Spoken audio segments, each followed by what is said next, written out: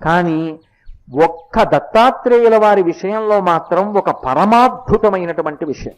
నిజంగా దత్తాత్రేయుల వారి చరిత్రలో వారు చెప్పినటువంటి ఆ ఉపాఖ్యానం కానీ ఎవరైనా మనసులో గట్టిగా పట్టుకోగలిగితే వారి జీవితం ఉత్తర క్షణం మలుపు తిరిగిపోతుంది.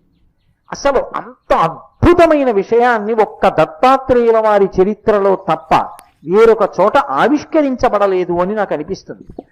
ఒకప్పుడు వారు అవధూత సంప్రదాయంలో నేల మీద దిగంబరుడై పడున్నారు. ఆయన ఒక అరణ్యంలో నేల మీద పడుకుని ఉన్నారు. అంటే దత్తాత్రేయుల వారిగా ఏదో 3 ముఖాలతోటి 6 చేతులతోటి అలాగని కాదు. ఎందుకంటే అది తత్తతః రూపం ఉన్నప్పుడు మాలాం, కుండీం, అలాగే ఆ ధమరుంచ, శూలం, శంఖం, సుదర్శనం, దధానం భక్తవరదం దత్తాత్రేయం నమామ్యహం